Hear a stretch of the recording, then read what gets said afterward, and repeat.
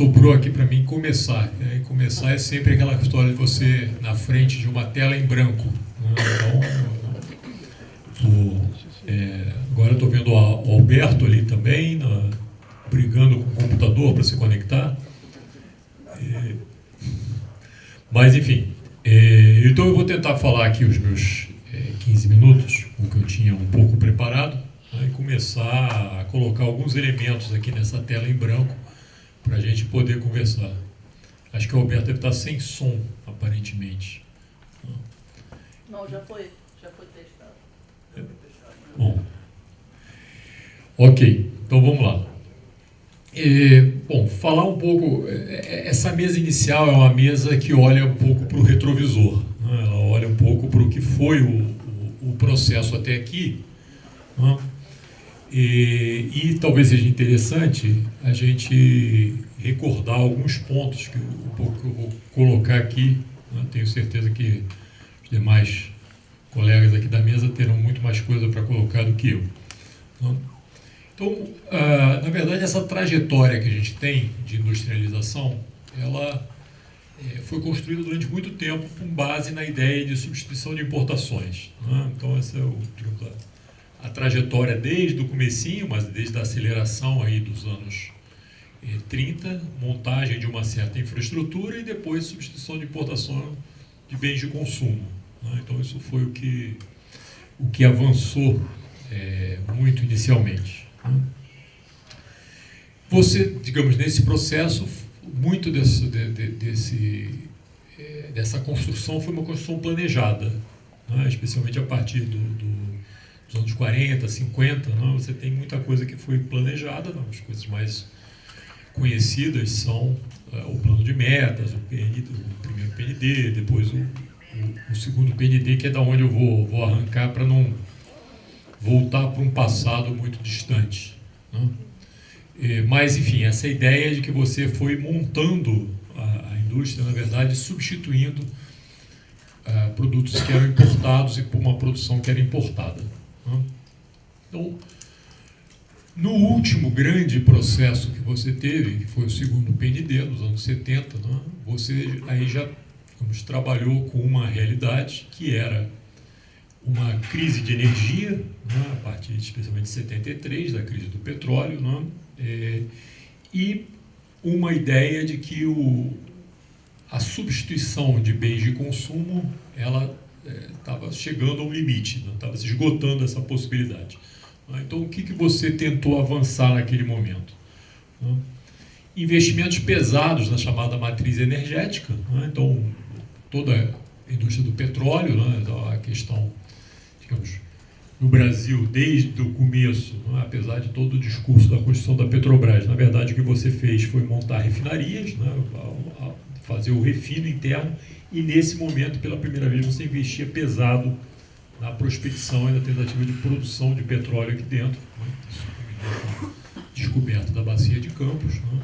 E aí você começou efetivamente, digamos, uma produção mais massiva na área de petróleo. Mas também fez uma série de investimentos na área de hidroeletricidade, né? Muito pesado nesse momento, inclusive depois teria reflexos do ponto de vista de endividamento, e a crise da dívida em seguida colocou essa restrição mais clara, né? E o investimento em fontes alternativas também, seja, digamos, um grande debate em torno da energia nuclear, mas estava previsto, foi feito no marco desse processo o acordo com a Alemanha, inclusive, no acordo nuclear, e a questão da produção de álcool, né? Então, o que foi um programa de sucesso, né? E que agora, inclusive, é discutido nesse momento da questão da transição energética. Então, todo o programa de álcool ele é desse momento, né? E você deslanchou massivamente a produção nacional de álcool.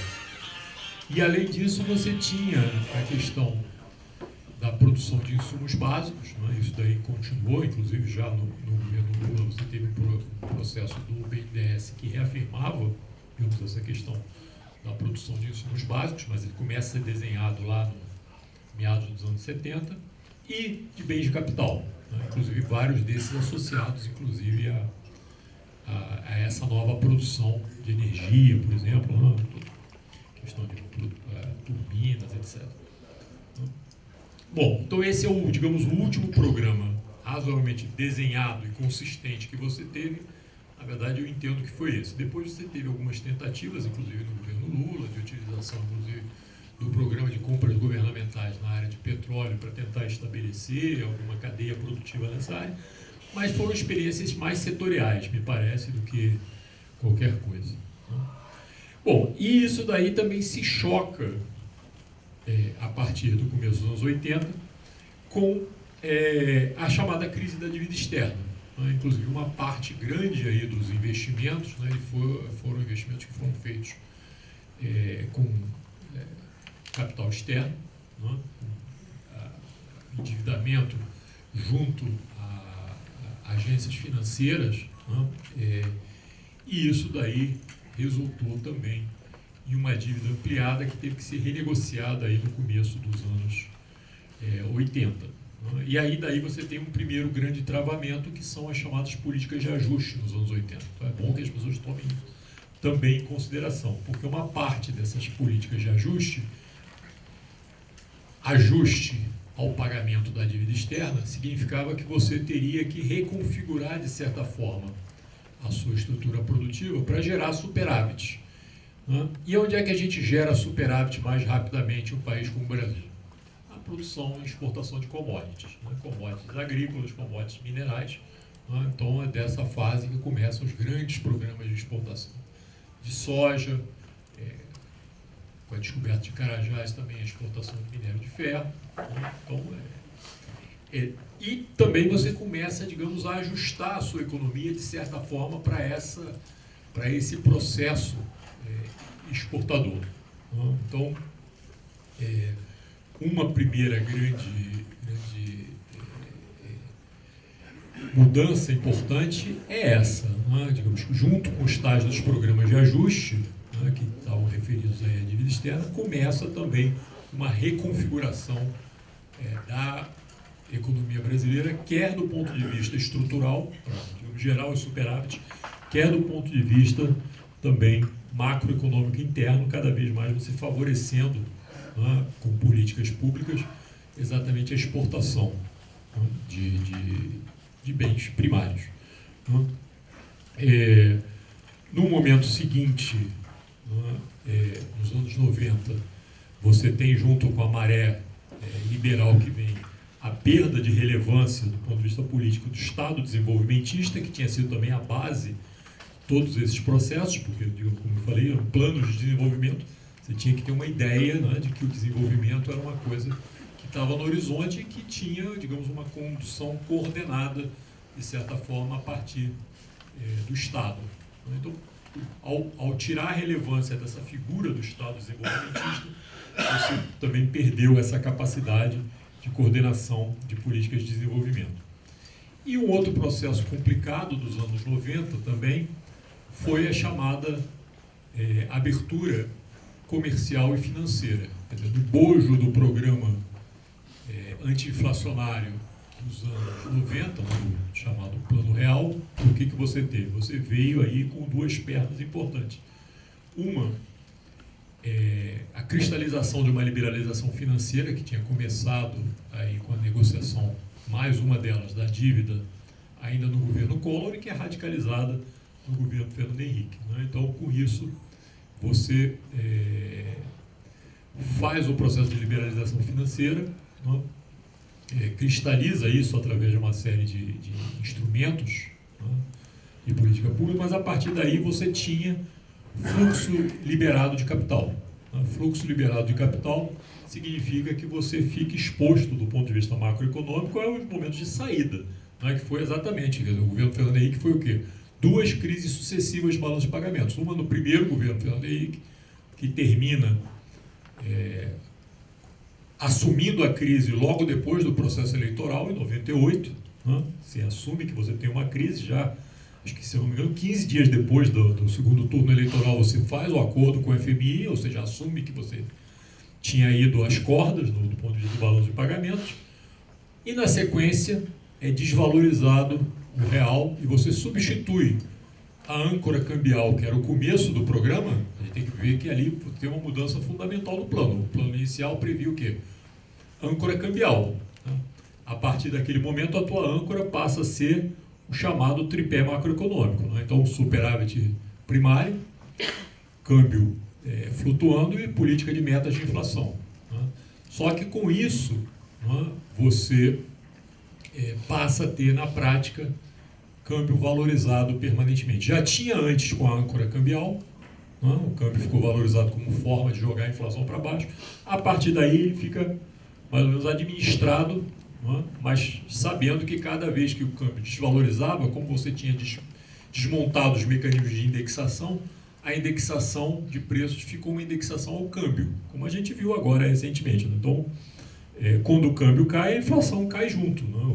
O IGP estava dando quase 7% negativo, né, que fechou o último índice. Isso por conta da queda do dólar nesse começo, nesses primeiros meses do governo Lula. Né?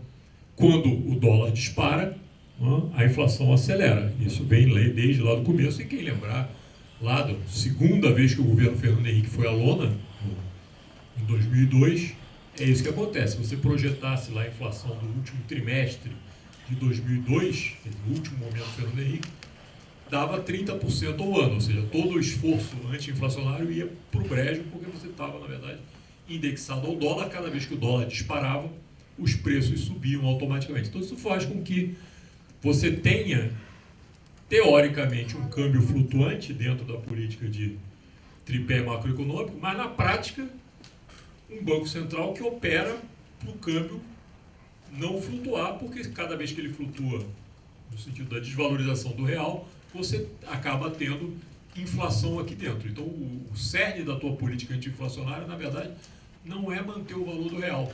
É, na prática, manter o valor do dólar, de certa forma, né, para evitar esse processo de desvalorização. Então, os juros altos eles operam mais para captar recursos externos do que para reduzir demanda aqui dentro, na prática.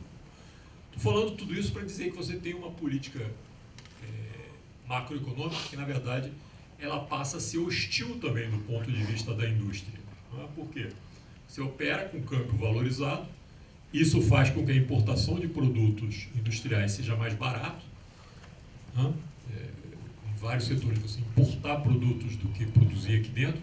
Você desmonta vários setores da cadeia produtiva. Né? Então, algumas áreas aqui dentro, você tem buracos na cadeia de produção. Então, mesmo quando você monta o produto final aqui dentro, muito do meio do processo é importado.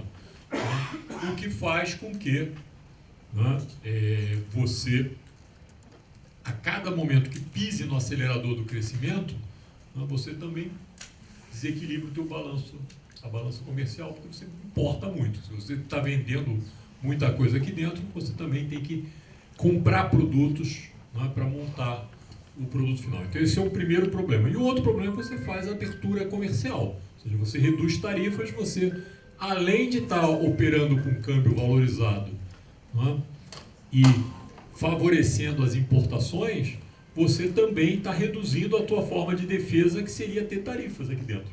Né? Então você combina as duas coisas, né, o que é fatal do ponto de vista da indústria.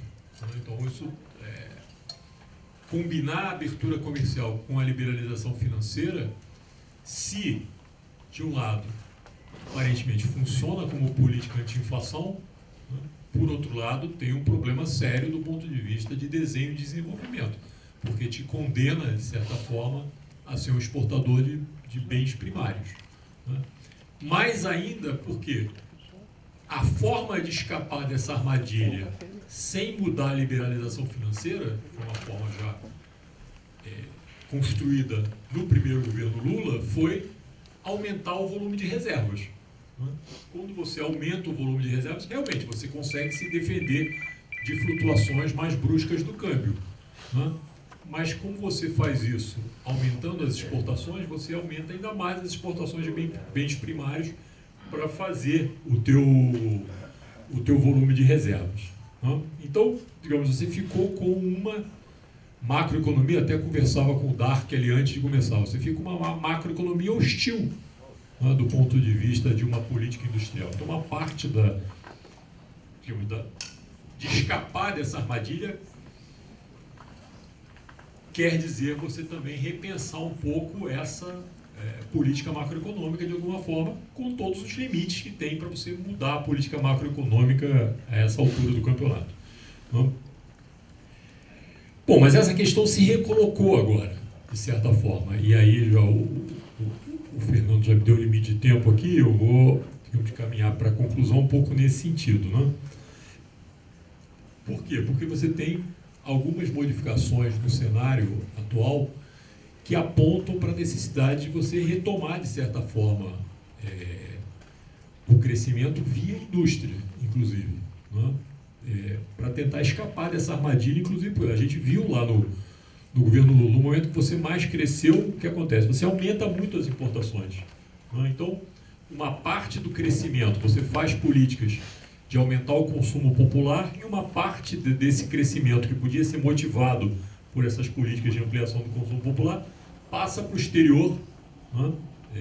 No período mais recente, especialmente para a China, né? Que começa a ser o grande fornecedor também de bens de consumo mais populares.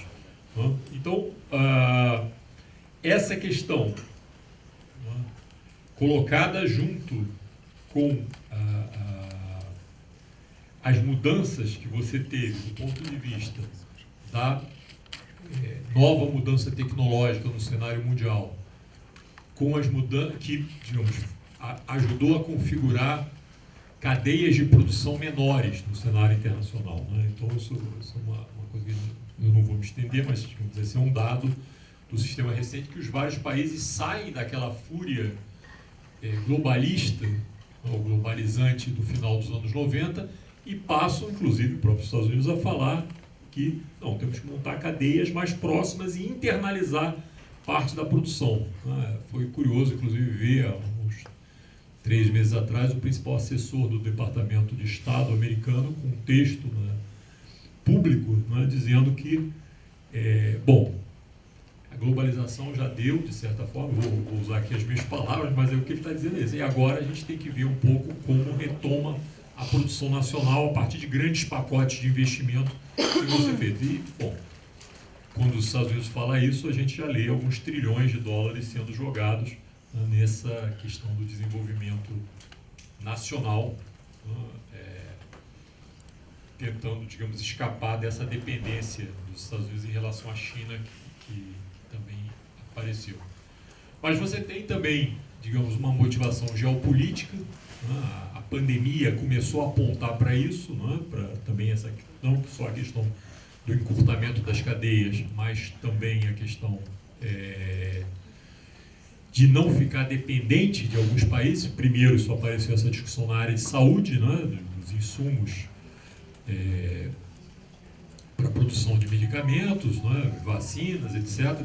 Depois apareceu essa mesma discussão também do ponto de vista de aparelhos, né? De leitos, enfim, de respiradores, né? Tudo isso veio toda essa discussão. Se você não tiver uma produção nacional, como é que no momento de uma crise sanitária você administra? Porque aí é cada um por si. Nessa hora a gente viu dentro da União Europeia país brecando passar produto de um lado para o outro. Não, farinha pouca, meu pirão primeiro, não vai morrer gente aqui, você pode morrer do outro lado, os daqui vão escapar. Então, brecando transferência de produtos de um lado para o outro, né? Então, isso recolocou essa questão. Você tem um tema que diz respeito também à questão da transição energética, né? Ou seja, essas movimentações pelo mundo todo são custosas do ponto de vista de energia também, né? De levar navios de um canto para o outro cheio de produtos, né? E a crise dos containers lá no final da pandemia mostrou, inclusive, que você tem também, digamos, limitações físicas, às vezes, para isso acontecer, ou seja, você corta um elo da cadeia por algum motivo, para tudo, vai parando tudo, né? Então, eu acho que isso também foi colocado. E, finalmente, para concluir, eu acho que a gente tem um potencial aqui, e que voltou a ser falado, do ponto de vista da integração regional, ou seja, todas essas grandes modificações sinalizam para a gente, de novo, uma perspectiva de desenvolvimento regional integrado. Ou seja, é possível trabalhar com cadeias curtas, não é? Por que a gente não trabalha na nossa região, de alguma forma, né? Então, isso está, eu acho, sinalizado. Então, tudo isso recolocou essa perspectiva, inclusive, da industrialização, de uma nova industrialização, não é? De uma retomada da industrialização, por termo. Não vou entrar no debate de termos, né? Tem aqui, já está começando aí o debate, se chama de reindustrialização, neoindustrialização, pós-industrialização, o que você queira chamar. Né?